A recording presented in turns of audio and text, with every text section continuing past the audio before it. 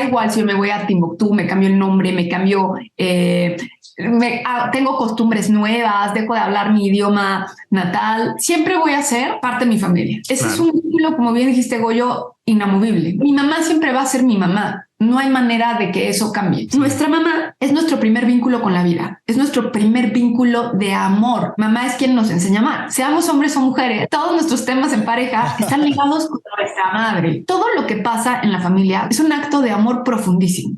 Sí. Todo, inclusive lo más atroz.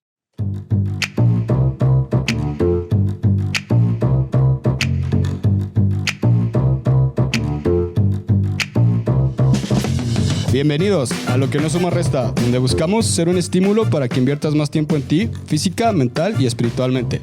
Y como consecuencia, estés un paso más cerca de tu mejor versión. Esto a través de experiencias, herramientas, tips, entrevistas y sobre todo, mucha, pero mucha buena onda. Mi nombre es Goyo Leñero. Y el mío, Eric Hernández. Y este es el episodio número 102 episodios ya con ustedes. La neta, bien contentos. Casi 3 años. Vamos a hacer un parizón ahora que se cumplen los 3 años y vamos a invitar a un chingo de banda otra vez. ¿Cómo estás, carnal? Hermano, muy bien, muy contento de estar por acá. Empezando filmaciones, episodios de este año. Contentísimo de estar por acá y más contento por la invitada que tenemos el día de hoy. Banda, neta, no saben cómo le traemos ganas a este tema. Es un proceso que hemos tenido el Eric y yo y ha sido transformacional. Entonces, estamos con una invitada picudaza en este tema y pues bueno, échale, carnal, preséntala, por favor. Ya está, pues el día de ahora tenemos a Daniela Chávez, terapeuta sistemática transgeneracional, especializada en el sistema de familia y constelaciones. Bienvenida, Daniela, qué chido tenerte aquí, la neta. Ay, hola, pues muchísimas gracias. Muchas gracias a ustedes por invitarme. Feliz de estar.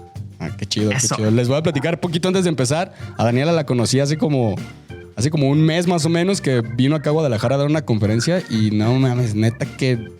No sé si te platiqué, creo que te dije cuando te vi ahí, me movió gacho, así no podía parar de llorar, neta, así que estaba así, ¿a qué le movieron, neta? Así que se acabó la conferencia así, pero llorando como niño. Dije, güey, neta, esto se tiene que compartir, está muy, muy perro lo que compartiste, Daniela. Espero que a la banda que nos escucha ahora, pues le quede lo mismo o más. Claro que sí. Chidísimo. Dani, pues mira, quisiera por ahí empezar que nos comentes, nos platiques, pero vámonos yendo directo al grano, como dicen por ahí. Nos parece un tema muy, muy importante y siento que antes, hace no muchos años, incluso en la actualidad, no se habla tanto de esto siendo algo tan importante. Incluso en las sociedades latinas o como nosotros, pues es hasta a veces un tabú, ¿no? Indagar en esos temas. Porque, pues no sé, somos medio cerrados, medio conservadores a veces como sociedad. ¿Cómo fue tú que empezaste a desarrollarte en estos temas de todo el sistema familiar y qué onda? Porque pues ahí viene todo, ¿no? Desde la infancia. Mira, yo vengo de un sistema familiar muy complejo, muy, muy, muy complejo, con una infancia también muy compleja. Y cuando yo me voy a vivir sola en la universidad, que yo viví en Puebla, me voy a Monterrey a estudiar la universidad. Y literal llegué a vivir solita. Me acuerdo que en aquella época me resistí un montón de poder entrar a residencias con mis papás. Yo dije, yo no voy a entrar a residencias, quiero vivir solita, no quiero vivir dentro de la escuela. Y esa soledad, justo yo venía de un momento en mi familia, así como de una cajita de Pandora que se acababa de abrir y que habían explotado miles de cosas. Pero justo lo que acabas de decir, en todos estos tabús que hay dentro de la familia, todo lo que estaba pasando en nuestra familia, nadie lo podía manejar. Mi mamá no lo podía manejar, mi hermano, mi papá, nadie podíamos manejarlo. Estábamos casi como en un trauma familiar, podríamos decir, ¿no? Como todos paralizados completamente. Claro. Y justo cuando yo me voy a Monterrey, pues ya como que esa soledad me hace a mí tocar una parte de decir, necesito que alguien me ayude, necesito hablar con alguien que no son mis amigas, que no es mi mamá, que no, y yo busqué un terapeuta. Y me acuerdo que en aquella época, estamos hablando de hace, 17 años, ¿no? Ok. Busqué así en la computadora, así Google, y me acuerdo que había una página que era así que psico.org, ¿no? Así yo que ya hoy ni ha de existir. Y me acuerdo que busqué psico.org y era así como, a ver, un psicólogo, ¿no? Como la primera herramienta era como, pues, un psicólogo. Y dije, pues, uno que esté cerca de mi casa. Y se los prometo que yo veía todos los cuadritos, ¿no? Bueno, todos los cuadritos que venían lo que trataban. Y sí, si bien venía de una historia súper fuerte yo veía los productos y decía, no, pero yo no tengo eso, ¿no?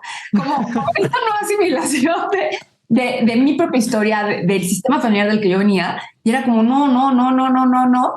Y me acuerdo que elegí una persona que estaba obviamente cerca de mi casa, cerca de mi escuela, pero le elegí porque al final le decía, primero sesión gratis. Y yo decía, oye, voy a ir ahí, porque si está incómodo, no, como que al final yo decía, qué horror tener que ir, tener que contarle mi vida, no sé qué tan incómodo va a estar, y que al final me tenga que pagar, ¿no? Y entonces fue como, esa es la señal que necesito. Entonces, llegué con una mujer espectacular que siempre estaré agradecidísima, que se llama Olga. Okay. No tiene una idea. Yo creo que llegué y era de que no me quiero ir. Cada semana era como ya que llegue el miércoles, no, o sea, ya que llegue el miércoles me urge llegar con Olga. Y si bien Olga no era una terapeuta sistémica, para mí fue como este primer espacio de poder hablar de todos estos secretos que había en mi familia, que eran secretos fuertísimos. Entonces, con tintes de abuso, o sea, eran secretos súper fuertes en mi propia historia también, con una historia de abuso. Entonces, para mí fue un espacio como de decir, wow, o sea, de verdad, wow. Y bueno, estuve toda la universidad con ella y después una cosa me llevó a otra. Y la verdad es que algo que yo estoy súper agradecida con mi propia historia. Sí.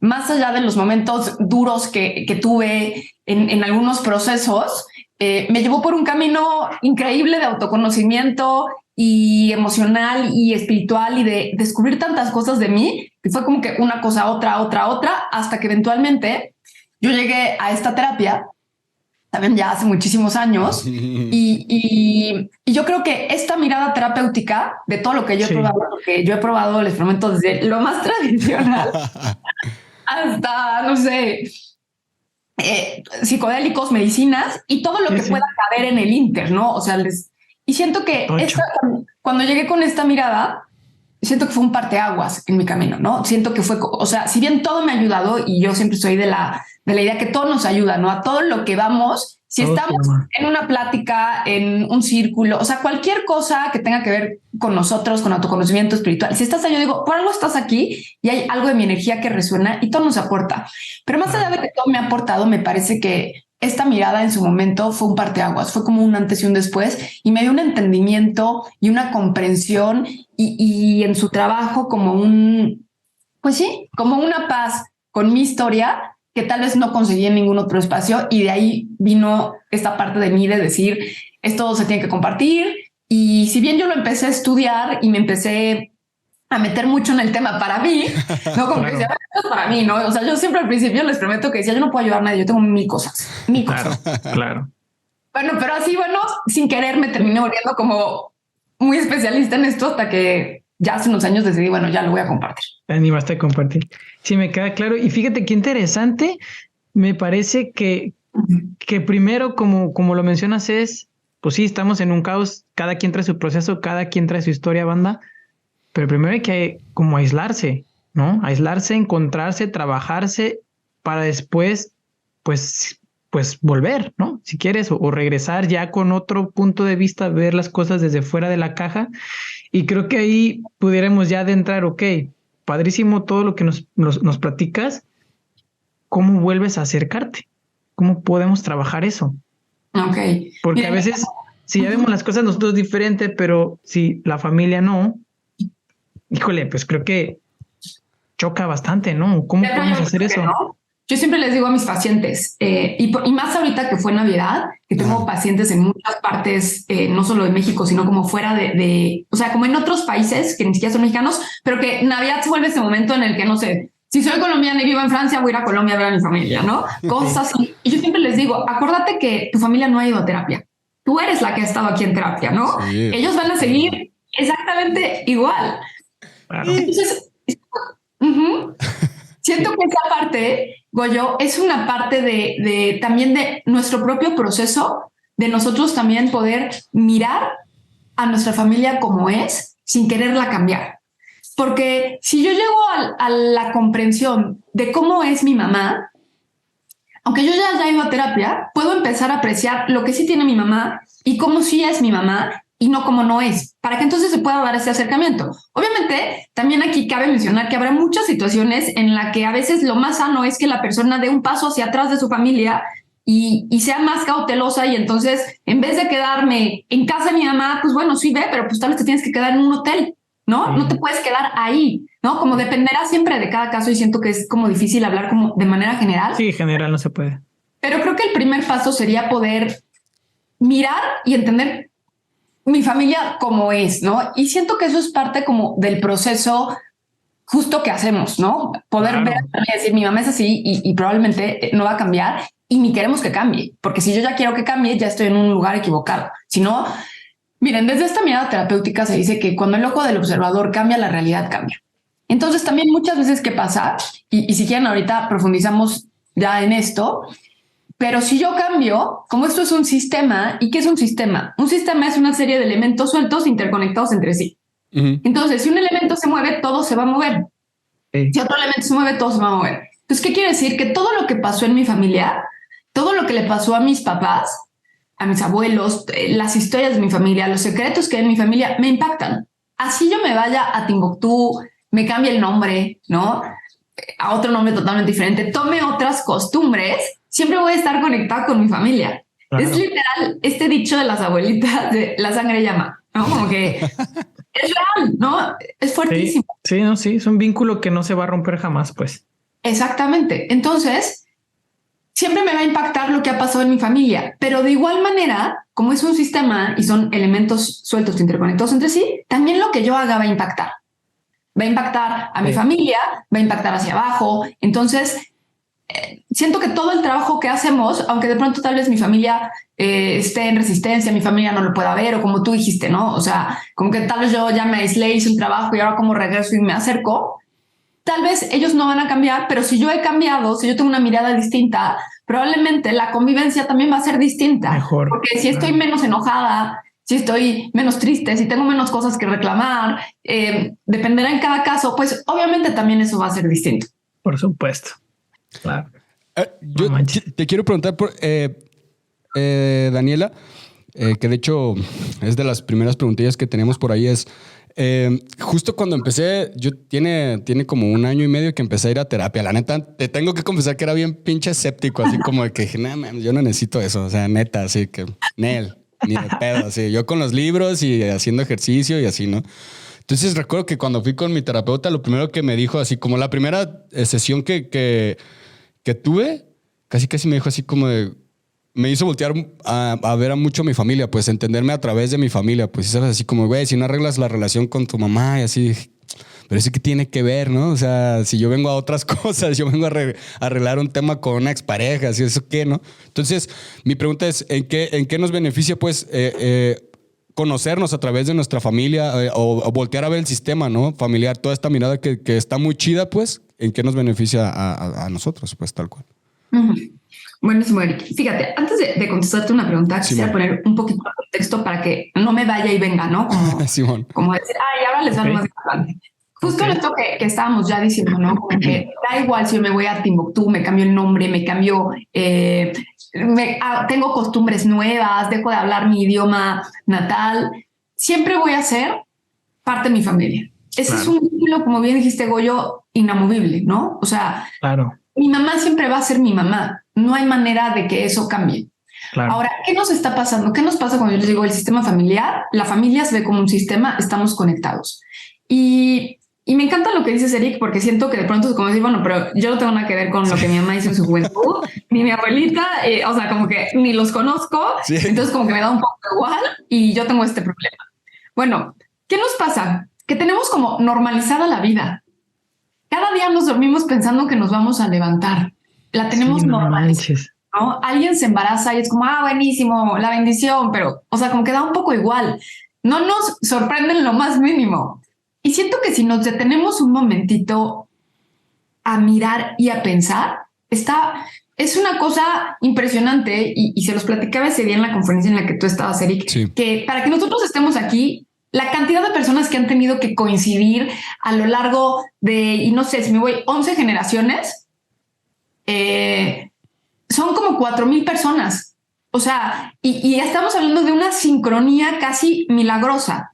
Por ahí hubo un doctor de Harvard en un momento que cuando se usaban los blogs, que quiso escribir para un blog y quiso calcular la probabilidad de que nosotros estemos vivos, ¿no? Así, tal como somos, con mi pelo de esta manera, los ojos que tengo, el tipo de cuerpo que tengo. Y en esa investigación y poder calcular esa probabilidad, al final me encanta porque él terminó diciendo algo como, es como si tomáramos a 2 millones de personas, les diéramos un dado con 1,000 billones de caras y cayera el mismo lado para todos, ¿no? Todos lo avientan y caen. O sea, es casi imposible. Así. Y esto es bien importante porque esta frase tan cliché que escuchamos de somos un milagro y le ves un milagro y reconoce el milagro que eres, cuando uno hace un poquito de investigación dices, órale, es 100% real. Porque si mi mamá no voltea a ver a mi papá, ¿no? Mi papá fue jefe de mi mamá fue secretaria y mi papá no voltea a ver a mi mamá y ve a la secretaria al lado, ya, o sea, yo no estoy aquí. Es un segundo. Y cuando digo un segundo es ese momento de un segundo que algo pasa, que algo se conecta, que va a permitir que la vida, que se pase la vida.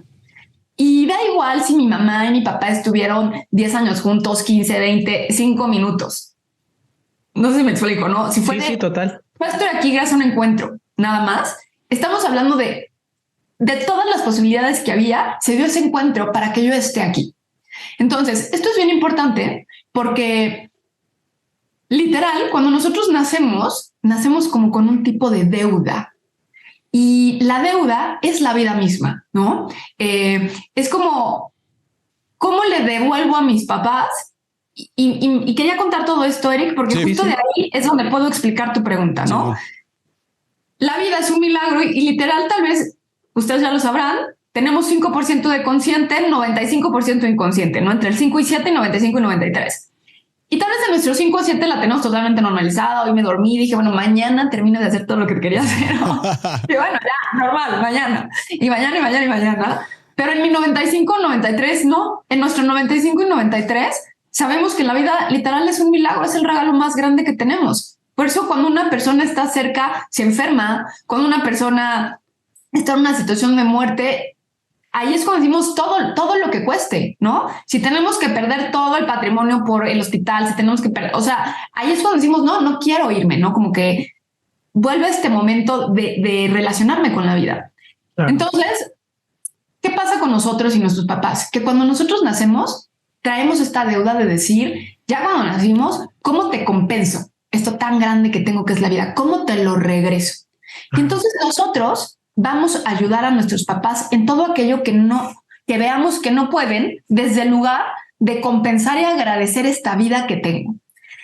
Eso por una parte. Por otra parte, si nosotros no estuviéramos conectados a nuestros papás, si no estuviéramos conectados a nuestra mamá, pues no llegaríamos al mundo como llegamos. Claro. Si pudiéramos solos en la vida, ¿no? Por ejemplo, tú, Eric, que te resististe a la terapia. Y siempre le digo a la gente, ¿no? Que me dicen, yo puedo solo. Yo digo, no podemos solos. Porque si pudiéramos solos, no llegaríamos a través de 2 seres humanos. Llegaríamos en un huevo, ¿no? Así como el huevo, nosotros ahí solitos, en nuestro proceso solitos, sin necesitar de nadie. Y sería como, ok, eso quisiera decir que podemos solos. La realidad es que si nuestros papás no fueran importantes, no llegaríamos a través de ellos. Y aquí quiero ir a eso porque en esta normalización que tenemos de la vida, se nos olvida que estuvimos dentro del cuerpo de nuestra mamá. Ya cuando uno se tiene un segundo a pensarlo, ya ves a tu mamá y dices, órale, ¿no? Como que está dentro de su cuerpo. Es una locura. O sea, con un minuto que le demos... Un milagro. Es un milagro. O sea, es una locura decir... O sea, ¿cómo? O sea, mi papá y mi mamá se juntaron y después yo estoy en el cuerpo de mi mamá, ¿no? Y nacemos por ahí y el bebé, fíjense qué importante, cuando el bebé está en la panza de la mamá, está en simbiosis. ¿Sí? Simbiosis quiere decir que se vive como uno. El bebé no diferencia que es un bebé. El bebé se siente, no sé, un órgano más, un órgano del sistema reproductor femenino probablemente, ¿no? Y sentirá que tiene una función. Cuando el bebé nace, se tarda en identificar que no es su mamá. Todavía ya afuera piensa que es su mamá. Entonces, el vínculo y la conexión que tenemos con nuestra madre, igual con nuestro papá, igual nuestro papá va a entrar en nuestra vida a jugar un poquito después, pero de inicio es nuestra mamá. Entonces, nuestra mamá tiene el símbolo y el significado de casi todo en nuestra vida. Y cuando digo casi todo es porque ahorita que les diga es como, sí, todo, ¿no? Cuando nosotros estamos en la panza de nuestra mamá, estamos en la abundancia total, protegidos, calientitos, tomamos todo lo que queremos. Sí. Ahora porque tenemos mucha tecnología y entonces las mujeres toman ácido fólico y toman miles de suplementación, pero durante la historia, pues a las mujeres les caían los dientes, ¿no? ¿Por qué? Porque el bebé chupaba. Chupaba todo. O sea, como que era casi que un proceso que te envejecía, ¿no? Por así decir. ¿Por qué? Se consumía, sí, literal. Consumía, ¿no? Entonces, fíjense, aquí hay un símbolo súper bonito porque cuando estamos dentro de la mamá, la primera cosa que está ligada con nuestra mamá es todo el tema de abundancia, todo el tema de abundancia, todo el tema que tenga que ver con dinero, tiene que ver con ella, porque es el símbolo que tuvimos cuando estuvimos dentro de su pancita. Cuando nacemos, el parto, igual, aunque hoy tengamos mucha tecnología, en la psique tiene todavía un significado de muerte. Es el primer éxito que tenemos si hay un parto exitoso, ¿no? ¿Qué quiere decir exitoso? Que el bebé nace bien, la mamá nace bien. ¿Cuál es lo que se guarda? El primer éxito juntos. El primer éxito de un ser humano es el parto. ¿Por qué? Porque está muy cerca de la muerte. Y aquí quiero decir algo súper que tenemos que empezar a ser conscientes, es que nuestra mamá, una mujer que decide embarazarse, es el único ser humano que está dispuesto a arriesgar su vida por la vida de alguien más. Entonces de aquí se empieza a construir este vínculo súper fuerte, porque si bien hoy es algo que no lo tenemos integrado, pero claro, el parto tiene un símbolo de que pues puede pasar algo en el parto, puede haber una enfermedad, puede haber no solamente una enfermedad física, puede haber también una enfermedad mental, ¿no? Ahora, bueno, claro, hay depresión postparto, o sea, la mamá está dispuesta a arriesgar todo eso por su hijo. Sí. Entonces, aquí está el éxito. Lo siguiente que nos da mamá, el éxito obviamente tiene que ver con nuestra mamá, es después nuestra mamá nos va a alimentar, nos va a amamantar, el bebé va a estimular a la madre para obtener leche y de ahí viene también todo este tema de nutrición. Nuestra mamá es la nutrición. Entonces, si tengo problemas con la comida, no con la comida, con mi cuerpo, muchos temas de nutrición. Estoy hablando de manera general, ya. Sí. Que siempre va a haber hay miles de dinámicas familiares, pero de manera general. Y principalmente, ahorita que dijiste esto de terapia, Eri, nuestra mamá es nuestro primer vínculo con la vida. Es nuestro primer vínculo de amor. Mamá es quien nos enseña a amar. Entonces, seamos hombres o mujeres, todos nuestros temas en pareja están ligados con nuestra madre. Diría Hellinger que Hellinger es la persona que sistematiza la constelación. Y digo sistematiza porque él termina de juntar miles de puntitos de mucha información que estaba ahí, ¿no? Las inventa, pero me refiero como no las inventó de cero, tomó una parte que vio en un ejercicio gestal, la silla vacía, tomó aquí como diferentes cosas y dijo, claro, aquí pasa algo. Y entonces Hellinger decía que no se podía hacer terapia de parejas si alguno de los dos tenía un conflicto con su madre. Ya, es como, tienes un conflicto con tu madre, ya, o sea, no le muevas. No hay ni manera de que aquí en pareja podamos hablar, porque como nuestra madre es nuestro primer vínculo de amor, mi manera en la que yo amo va a estar muy ligada a ella. Y muchas veces de otras miradas terapéuticas o de otras filosofías se dice como, si eres mujer estás buscando a papá, si eres hombre estás buscando a mamá. Desde esta mirada es como, no, siempre estamos buscando a mamá. Pero a veces me casé con alguien muy parecido a mi papá, pero para conectarme con mi mamá. ¿Sí? Qué interesante. Porque el amor de nuestro padre llega a través de nuestra madre. Mamá es quien nos da permiso de amar a nuestro papá. ¿Me explico? Claro. Totalmente. Nosotros pertenecemos a mamá, por así decir. Sería muy... no sé, sería muy recomendable que ahora las mamás de hoy, que empieza a ver estas mamás hiperconscientes, a sus hijos desde que son chiquitos, 2, 3 años, les digan, tienes permiso de amar a papá. Porque el vínculo con mamá, de todo lo que les vengo diciendo, ¿no? De que está en el inconsciente, todo esto acuérdense que está en el inconsciente, de ponerse al servicio de la vida, poner en riesgo su vida, ¿no? Mamá, nos vamos a salir de su cuerpo, nos vamos a nutrir de ella, nos vamos a sentir ella. De pronto cuando somos chiquitos, amar a papá se puede sentir como traicionar a mi mamá. Entonces, mi relación con mi papá es a través de mi mamá. Voy a ver a mi papá en la infancia como lo ve mi mamá. Si mi mamá lo ve como maldito, nos deja, nos abandona, se va, ok, esa es la mirada del hijo. Maldito mi papá que nos deja, nos abandona y nos va. Wow. A ver, les hace... No, sí, total, no, me estoy haciendo acá flashbacks bien machín, bien cabrón, y digo, sí es cierto. Acá ya estoy en terapia, ya, en vez de charlando así. Por todos lados por todos lados son pedradas porque veo mi historia, pero aparte mi esposa y yo acabamos de tener una hija hace un mes y días. Y muchas gracias. Y sabemos todo eso, ese proceso, pues, ¿sabes? Es totalmente eso. Mamá le da permiso de amar a papá. Y es bien importante, pienso yo, todos estos primeros años, porque ahí se marcan, se tatúan los vínculos y los patrones. Entonces eso me sigue volando la cabeza bien cabrón día a día y digo, no manches, es súper importante esta edad, ¿no? Oye, Dani.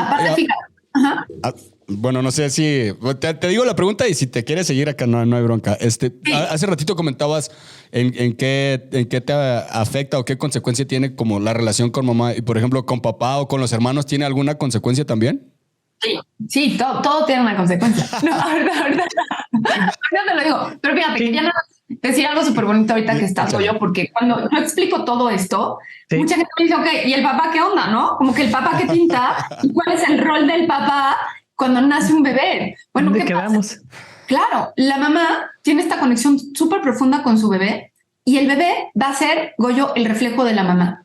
Si la mamá está bien, el bebé va a estar bien. Porque acuérdense que cuando el bebé nace, un recién nacido todavía se siente parte de la mamá.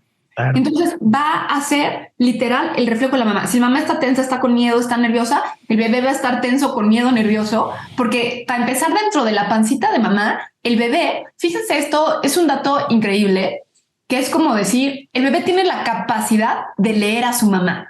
Su mamá se viene acercando y dice, viene triste. Acaba de hablar con ese que hablaba cuando yo estaba en la panza, que la ponía nerviosísima, ¿no? O sea, papá, ¿no? O sea, el bebé puede leer a su mamá. Claro. Y entonces el bebé es el reflejo de mamá. ¿Cuál es el rol de papá cuando hay un recién nacido? Sostener a su mujer. Porque para que la mamá pueda estar 100% con su bebé, necesita ella a alguien que la pueda sostener en los cambios que está viviendo, en los cambios de vida, de rutina, de emociones, de su cuerpo, de hormonal, emocional, todo. Emocional. Y entonces no es que el papá no pinte con el bebé, es que el rol del papá aquí es poder sostener a la mamá para que la mamá pueda transmitirle al bebé toda esa tranquilidad y todo ese amor que se requiere para que después el papá pueda entrar. Muchas veces, ¿qué pasa? Que como esto pues, no lo sabemos, nadie nos lo explica, pues el papá no sostiene, ¿no? Hay muchas peleas porque llega este nuevo bebé, ¿no? Puede haber una falta de empatía y de comprensión porque híjole, pues ustedes como hombres tal vez nunca van a poder comprender lo que la mujer está sintiendo en todo el proceso emocional, hormonal, claro, del cuerpo, de cambio de rutina, de todo. Hágame cuenta que ese es un momento como que se viene toda la vida, el universo en un segundo. Entonces ahí el papá funge como sostén de la mamá. ¿Qué empieza a pasar? Que muchas mujeres a lo largo de la historia, nuestras mamás, nuestras abuelitas, pues los papás era como, ese es tu trabajo, es tu rollo, ya me voy a trabajar y pues tú cuídale. Y entonces desde ahí pues ya empieza, me explico, como esta cadenita de mi mamá no pudo. Pues no pudo, pues obviamente no pudo, pues porque ella tampoco tuvo alguien que la pudiera sostener porque papá no estaba, porque papá necesitaba trabajar, porque tampoco había chance de que papá lo pudiera hacer. ¿Me explico con esta parte? Sí, por supuesto. Claro. Porque desde aquí empezamos a ver como la cadenita de las cosas y después como hijos es muy fácil decir, pues mi mamá no pudo cuidarme cuando yo fui chiquita. Y era como, pues sí, mamá tuvo depresión postparto y ya cuando vemos todo lo que pasó, podemos comprender un poquito por qué mamá no pudo estar al servicio en ese momento hacia el bebé, entregarse por completo. Ahora, ¿qué pasa con papá? Fíjense, papá nos trae cosas súper interesantes, porque si bien mamá es como toda esta parte hacia adentro, la abundancia, el éxito, la alegría de la vida, el amor de pareja, decía Hellinger, alguien que tiene a su mamá en el corazón brilla, ¿sí? O sea, brilla, va a brillar ante la vida. ¿Por qué? Porque la mamá es nuestro vínculo con la vida. Así como veo a mi mamá, veo la vida, punto. Así, o sea, no hay como decir, no. O sea, mi mamá yo creo que tal, pero yo creo que está difícil porque es mi vínculo con la vida, es como yo me conecté con la vida. Papá, que llega en un momento más tardío a nuestra vida, por así decir, el niño va a requerir de su papá un poquito después y ustedes, tú, Goyo, que tienes ahorita este bebé, lo vas a ver, pero siempre se dice, ¿no? Ya después el bebé tiene papipis a sus 2 años y medio, a sus 3, ya es así como, mi papá. Nuestro papá nos va a traer el salir al mundo. ¿sí?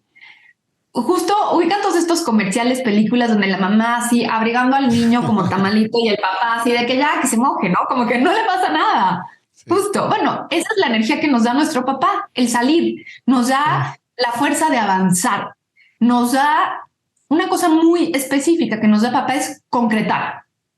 Una persona que está en las ideas, tiene miles de ideas, pero no puede ejecutar nada. No puedo concretar, o no sé si ubican gente que te hablo por miles de lados, pero al final como que no te dije algo, parece que te dije mil cosas, pero al final nada estaba conectado. Los políticos, no te creas.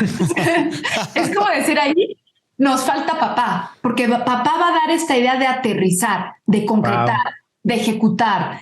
Por ejemplo, todo lo que tiene que ver con el trabajo, no con el dinero, son como dos cosas distintas. Sí. Hay gente que puede tener mucho dinero y no tener trabajo, gente que tiene mucho trabajo y muchas puertas profesionales se le abren, pero tal vez no logra consolidarse económicamente como a esa persona le gustaría. El trabajo nos viene de papá, ¿no? Como puertas profesionales, que se me abran caminos profesionales. Una cosa muy particular que nos viene de papá es emprender, por ejemplo. Cuando a una persona le cuesta trabajo emprender, que tiene que ver con concretar, que tiene que ver con salir, que tiene que ver con mostrarme, habla inmediatamente de un tema no resuelto con papá. Y cuando yo digo no resuelto, no quiere decir un conflicto, ¿sí? Porque luego parece como un tema no resuelto con papá, quiere decir que yo estoy implicado con él en alguna parte de su historia. O estoy en lealtad, o tengo un conflicto real, o no sé, por ejemplo, tuve ¿No hubo comunicación?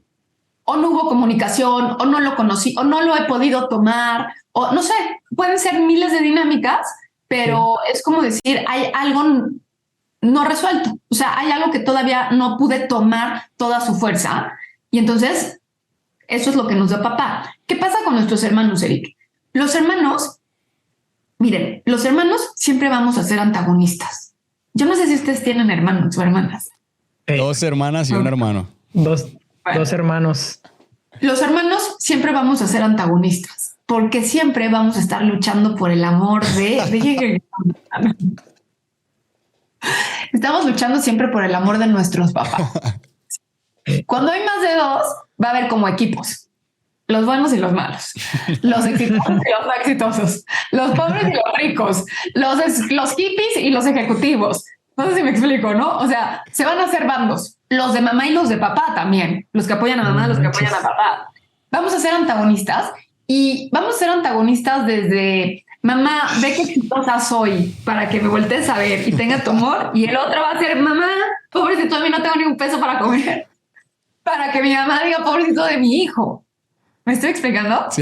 Entonces, los hermanos siempre vamos a ser antagonistas y vamos a ir a la polaridad para tener el amor de nuestros padres desde ese lugar. Si se fijan, y ya cuando uno escucha esto y dices, obviamente sí, claro, no, soy súper... Y antagonistas no quiere decir que nos odiemos con nuestros hermanos, me refiero que vamos a ser...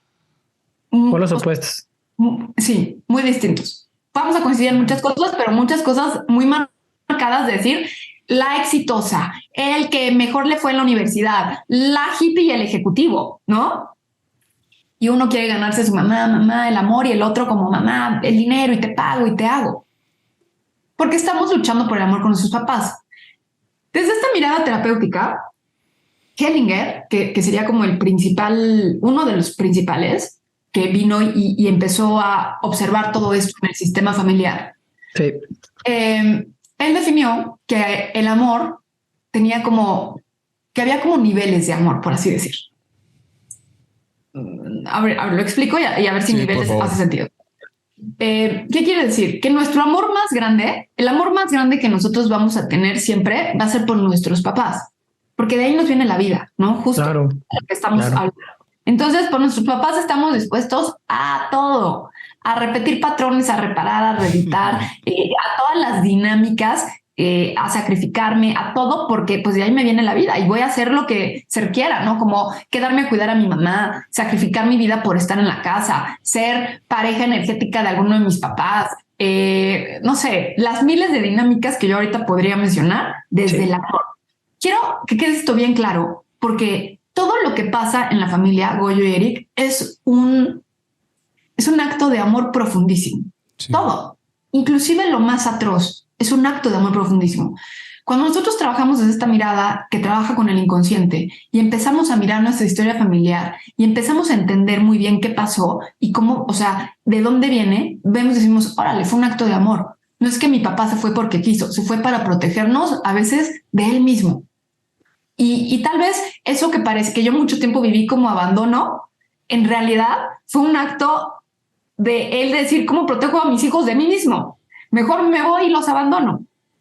Y eso es lo que hablábamos al principio, que es lo que hace que nosotros cambiemos la mirada. Sí. Y muchas veces como hijos nos quedamos con historias que no son. ¿Por qué? Porque nos quedamos con la historia de un niño pequeñito de 5 o 7 años, que cuando somos niños vemos todo, lo sentimos todo, pero no tenemos la capacidad de análisis de decir, ok, mi papá está trabajando porque necesitamos que comer. El niño lo vive como mi papá no está. Punto. Totalmente. Nos quedamos ahí. Y ya cuando vemos en la vida adulta, como hijos adultos, decir, claro, mi papá trabajaba por esto y le pasó esto y vivió esto y tal, decimos, qué duro, ¿no? O sea, qué difícil. Ahora veo que no fue abandono, fue la otra cara de la moneda, sí, que a veces no la sabemos. La otra cara de la moneda, exacto. Entonces, de niños, pues. Exacto. Todo en la familia es un acto de amor. Ser antagonista, mi hermano, es un acto de amor en el sentido porque pues quiero el amor de mis padres. Entonces, en estos niveles que aquí se han mirado, que se han observado, se ve que el amor más grande que tenemos hacia nuestros padres. Claro. ¿Sí? Siempre. El segundo nivel es hacia los excluidos. ¿Qué quiere decir excluidos? Al sistema familiar pertenecen todas las personas, todas. O sea, no podemos sacar a nadie, no podemos sacar al tío alcohólico, no podemos sacar a ese familiar que hizo algo que nos avergüenza, ¿sí? Todo lo que no podemos sacar a nadie. De hecho, al sistema familiar pertenecen todas las personas que han cambiado el rumbo de la familia. Entonces, ¿qué quiere decir eso? Los victimarios pertenecen. Claro. Si hay gente externa a la familia que nos hizo mucho daño, pero obviamente lo que él hizo cambió el rumbo de la historia de la familia, pertenece al sistema familiar. También toda la gente que nos ayudó profundamente, ¿no? El señor que apadrinó a mi papá y nos ayudó y entonces la familia transformó porque cuando ayudaron al abuelo, me explico, esas historias también pertenecen al sistema familiar. Desde esta mirada se cree que en el sistema familiar, cuando hablamos del sistema familiar, hay como un tipo de alma familiar, hay como una alma de la familia que sería, yo siempre digo, es la vida misma, que permite que siempre esté el balance, que permite que la vida avance, que va a buscar siempre como ese equilibrio, esa compensación. Y entonces esa alma nunca va a tolerar que excluyamos a nadie, porque esa persona que llegó aquí también llegó en el mismo milagro en el que llegamos todos. ¿Me explico? En esa misma coincidencia, sincronía de encuentros. El alma familiar va a incluir dentro del sistema a todos aquellos que en algún momento hubo un momento de amor. Entonces, ¿qué quiere decir eso? Que las exparejas de mis papás pertenecen al sistema familiar también. Eso para Latinoamérica es muy complejo, pero... Bastante. Mi papá, antes de mi mamá, tuvo una relación muy importante. Es más, tuvo un hijo. No solamente su hijo pertenece, su mamá también, porque ahí hubo una cosa de amor. O sea, el sistema va a reconocer todo donde hubo amor, todo donde se generó un vínculo, todo donde hubo vida. Entonces, todo eso pertenece. Entonces, tenemos primer nivel, el amor hacia nuestros papás. Sí. Segundo nivel, nuestro amor va a estar muy puesto en los excluidos. Todo esto en el inconsciente, ¿eh? Sí. Al abuelito del que nunca nadie habla, pues hay alguien de la familia que se va a conectar con el abuelito y va a vivir su historia, la va a repetir, va a traer cosas de su vida a la familia para ver si alguien dice, está actuando igual que el abuelito. ¿Se acuerdan que a la tía le pasó no sé qué? Bueno, pues le pasa a una sobrina con la intención de que podamos mirar, que podamos voltear a ver. Entonces, nuestro amor no está en los excluidos, podríamos decir también como los que han sufrido. Ok, victimarios. Exacto, las víctimas, podríamos decir victimarios y víctimas, ¿no? O sea, como todos están incluidos. Parte de todo lo que ha sido parte de... Nice. Exacto. Yo muchas veces para ver mis pacientes con quién están más conectados, les pregunto siempre como, ¿quién crees que sufrió más en su vida, tu papá o tu mamá? No, pues mi papá. Y entonces es muy fácil ver que solamente el hecho de saber que mi papá sufrió más me hace que mi amor esté un poquito más puesto con él. Aunque mi papá salga con toda la cuadra, mi mamá llora infinitamente. Entonces es como, he tenido pacientes que me dicen, bueno, una vez mi mamá le cachó una travesura a mi papá. Y ya esa frase me habla de decir, ok, su amor está puesto en su papá. Sí, porque dice travesura, no dice una chingadera o se pasó de lanza o algo más fuerte, ¿no? Lo decía hasta con cariño. Claro, así como no lo... Y ya cuando empezamos a ver, yo le digo, ¿quién sufrió más? Me dice, mi papá, no sabes la vida que tuvo. Me estoy explicando. Entonces, claro, es como nuestro amor va a estar primero hacia nuestros padres. Segundo nivel, a los excluidos, a los que más han sufrido. En ese nivel, Eric, muchas veces en muchas familias entran los hermanos. No es en todos los casos, pero hay familias en las que el amor de hermanos es muy fuerte. Sí. Hay muchas historias donde un hermano fallece y al siguiente hermano va el otro, de la misma manera. Así, ahogado. Y al siguiente año, fecha casi muy parecida, ahogado también. Porque el amor de hermanos en algunos casos puede ser muy, muy, muy fuerte, que es como que lo sigo. O si dentro de la familia, no sé, un hermano tuvo, voy a inventar una historia, ¿no? Un accidente de chiquito que lo hizo caer, que lo hizo quedar en silla de ruedas. Probablemente algunos de los hermanos o los otros hermanos nunca se van a permitir ser totalmente felices. ¿Por qué? Porque ese hermano no pudo. ¿Sí? Y entonces siempre voy a limitarme para igualarme con él. Parece como, bueno, como tú no puedes disfrutar, pues yo no puedo disfrutar al 100, entonces no tengo dinero o no tengo pareja o... ¿Me explico? Ni modo que yo llegue todo feliz a contarle a mi hermano de mira, yo tengo el crucero y mi familia perfecta, todo perfecto. Y mi hermano es de ruedas, ¿no? Por poner un ejemplo. Acuérdense que todo esto desde el inconsciente, sin un proceso de conciencia, sin un proceso de mirar, porque cuando yo lo observo, lo miro, puedo hacerlo diferente y entender que es el destino de mi hermano y respetar su destino y respetar el destino de mis papás y entonces, bueno, hacerlo distinto. Y en el último nivel, que siempre es el más sorprendente, están los hijos. No quiere decir que no queramos a nuestros hijos, no quiere decir que nuestros padres no nos quieran, pero quiere decir que obviamente nos quieren, pero que muchas veces, aquí es donde hacen sentido, si se dan cuenta, pues todas estas historias de hijos con padres que los han violentado muchísimo, de madres que pronto dices, órale, ¿cómo la mamá le dijo eso a la hija, no? Sí. ¿Por qué? Porque es mucho más complejo, porque para empezar un padre no va a poder dar lo que no pudo tomar. Entonces, si yo no tuve una mamá amorosa, si yo no tuve un papá, si yo no tuve papá, pues no sé si voy a poder saber cómo ser papá, porque no lo tuve. ¿De dónde construyo? Tendría que haber un proceso de conciencia donde yo digo, ok, ¿cómo fue no tener papá? ¿Cómo me gustaría ser papá? Y lo construyo. Si no, en nuestros automáticos va a ser pasar lo que tuve. Y en ese pasar lo que tuve, pues bueno, los hijos muchas veces... Aquí es donde hacen todas estas historias de los papás que abandonan, llega una nueva pareja y ya los hijos se van con la abuelita, no sé, como muchas historias que conocemos de que dices, órale, ¿qué onda? Pero si se dan cuenta, es más habitual de lo que parece. Sí. No manches. Me están cayendo así como... Sabía que esta plática iba a estar bien perra, ¿no? Sí, espero que la banda que me está escuchando está igual. Tenemos